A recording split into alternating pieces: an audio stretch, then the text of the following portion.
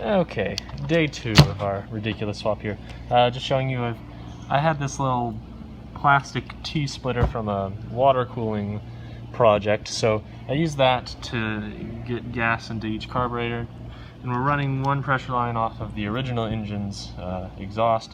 That should be enough. I've seen most notably Johnny Q90's dual engine build with Kyosho's, and this is the same setup he had, and the other one was just a tailpipe. So today, hoping to figure out brake and throttle, and also get the steering servo actually mounted because there's only one mount on it. It's kind of loose. Then the electronics go somewhere on there. So let's see how far we can get today. So it definitely is not the standard servo placement, but I'm going to put the throttle servo here. Main reason because I can get mostly a direct line to the first carburetor and the second carburetor, and there's room for it back here. This will unfortunately mean I can't do any kind of linking system between the rears for actual power stroke performance, but whatever. So servo goes here. I guess I'll print or scavenge parts to make it actually happen, and then you know, paperclip push rods, because that's what I'm good at, I suppose. I've flipped. You'll see this throttle linkage is still at the top. This one I flipped to the bottom, so effectively they can move in opposite directions. So the servo will rotate this way to open, holding this guy back and opening the throttle, and then pushing this one forward and opening the throttle, and vice versa. So we'll get that servo mounted on here, and then pick out the brake, I guess. I'll probably go to, you know, one of these other holes on the same side as engine 1 and keep on trucking from there. But first, I'm working on the steering here. So this is the original top plate. You can see I already cut off this front piece here. So the rear hole for the servo isn't going to be any good, but I figured this with the 2 screws here and 1 screw here will at least give me something to mount like a receiver or a battery on. You know, it's a buggy. I'm running out of space. And for the rear, I'm actually going to use the battery box, the original one. That hole right there is where the original servo mounted, and it went into the bottom. So I figure that's already the right shape. I'll just do a quick cut, basically cut this whole block off, and then get out of there. Then cut a triangle out of it. So that's the plan, to clear the second clutch bell, and we'll see how that goes. Well, it's not much to grab onto, but it is just a piece for holding the steering servo, which won't see a lot of force. Let's go ahead and slap this on here.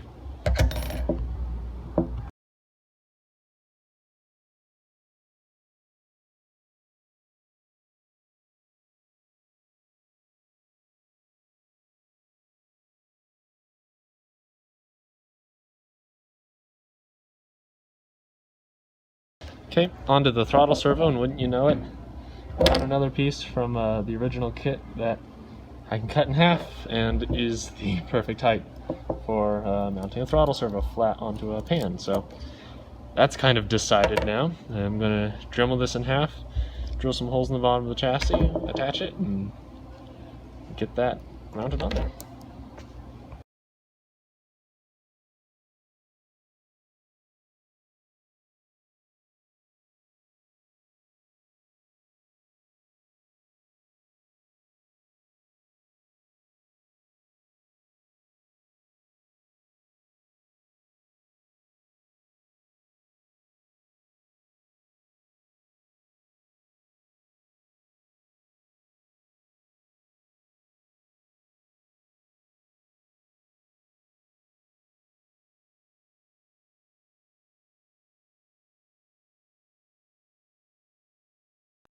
Okay, well, this is a little bit of a pain in the butt, but I basically need to put a loop of some kind on top of this brake piece so that I can run a rod from the servo through that hole, and then a stopper on the end with a spring of some kind. So you got to take this middle transmission back out again, which is a lot harder now that there's more parts in the way, but we'll figure it out.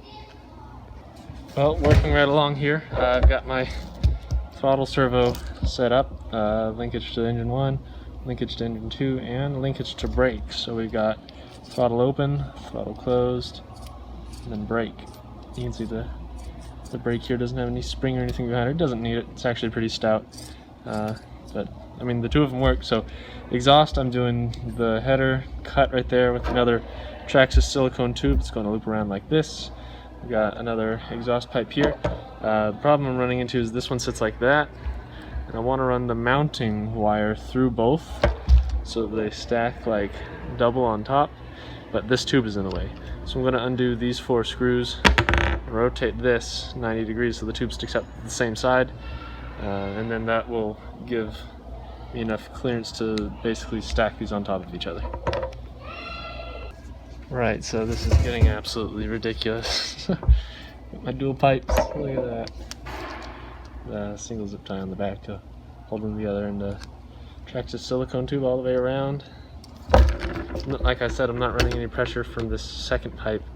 It should work just fine without it. I might have to tune both engines a little more on the rich side, but like I said, I saw Johnny Q90 do it with 2 Kyosho engines, so I figure I'll try for the same effect before I go and screw around with another coupler to hold 2 pressure valves and maybe, you know, mix up the exhaust pressures and spit out more fuel or cause a backfire or something. I'm not going to try to couple the exhaust systems because I know that basically acts as a valve to keep any kind of excess fuel from spitting out the back end. So we'll try to keep from connecting exhausts if I can,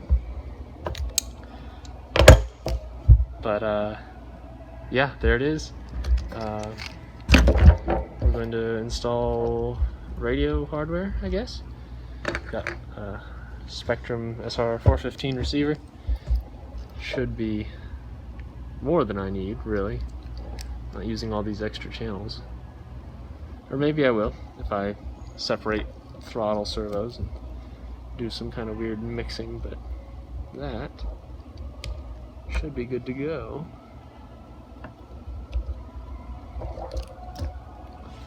And mounts right there. Boom. Well, let me go get my radio and see if I can get it bound up. And here is just a test battery sitting up here. Throttle open, neutral, brake. Doesn't move much, but it definitely grabs the tires. We got steering, left and right. And probably the hardest part was syncing up those carburetors, but open, closed. We'll tie this up vertical so it doesn't interfere with engine 2. And engine 1's pull start came with this neato little bracket to hold it to the side, but I'm not sure that's required anymore because the exhaust does that for us. Anyways, this exhaust is conveniently in the way. Nothing I can do about it, so I'm not sure. I mean, we'll just have to pull it at an angle like this. This will be interesting. I'll find a battery to replace this, and we'll cut the top out, fit that second engine. Alright, well, that's the battery's charging. I've got all the other radio gear pretty much mounted. Body is hitting right before I can even get it over the first shock tower. So we're going to start cutting.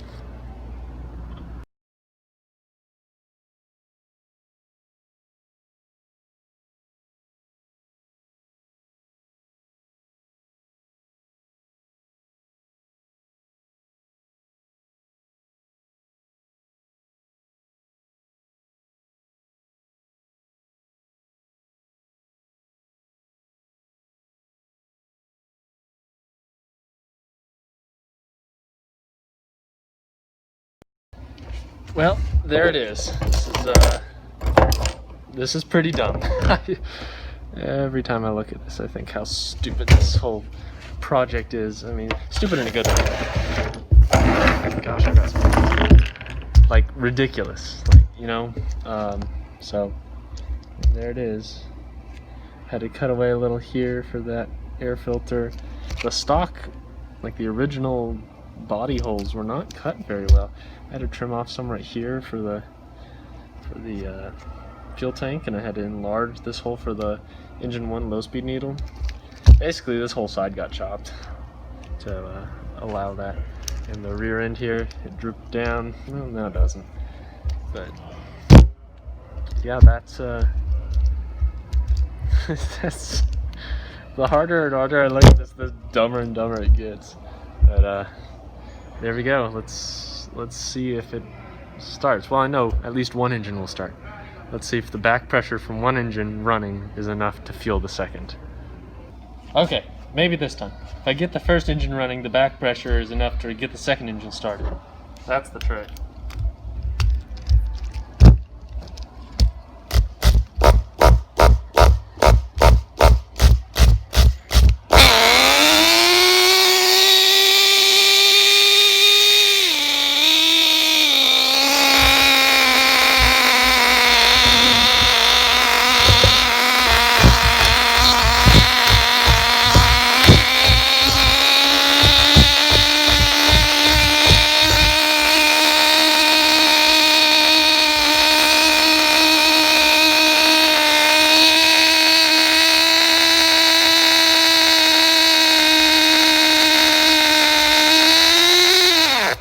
Now this is interesting.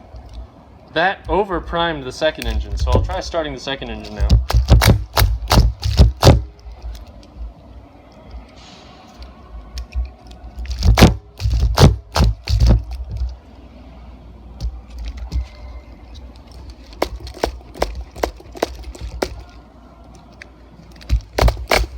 Yeah, just the back pressure from the first engine basically flooded the second one before it was even running.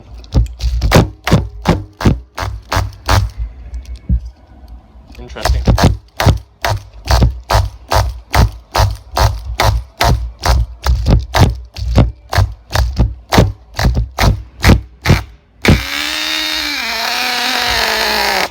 Well, come on.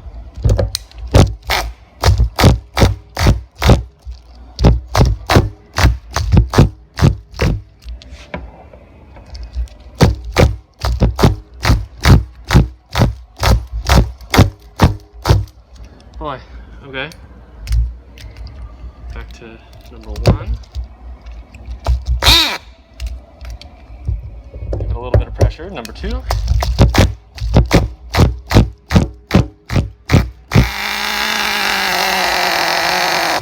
Oh, come on.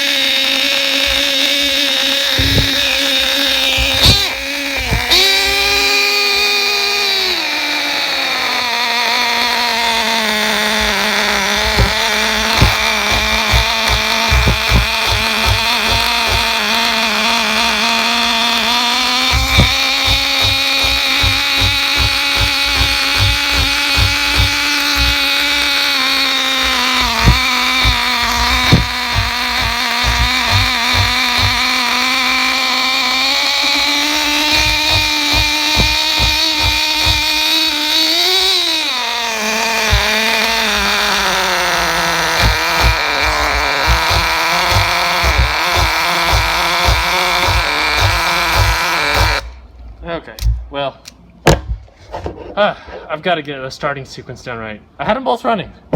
We're gonna keep messing with that, recharge my igniter. Poor guy.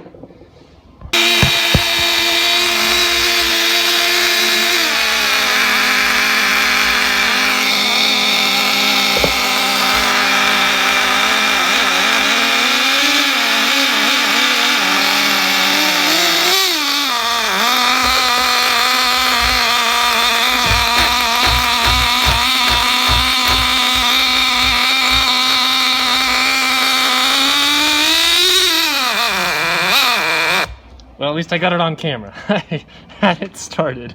Huh. So you got to start the second one first, then the first one. Otherwise, the first one, the fuel pressure from the exhaust will flood the second. That's the secret. So it seems.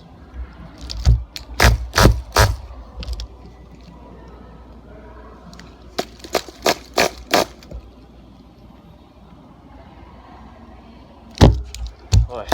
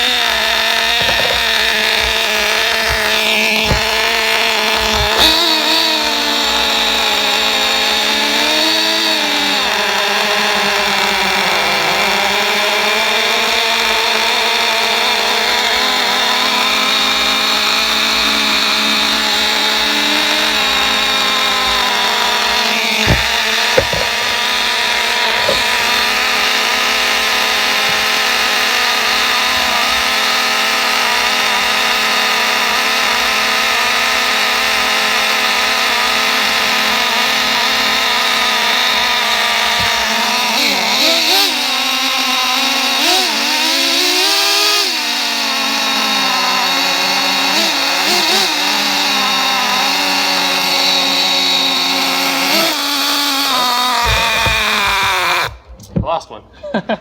But there it is, and I'm almost out of fuel. So okay, I'm going to break this in without you watching that because it's usually embarrassing.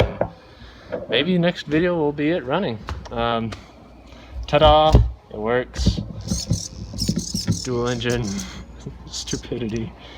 It's pretty ridiculous. I'm way in over my head here. Tuning two engines at the same time is a bit much, but that's what I got myself into. So thanks for watching.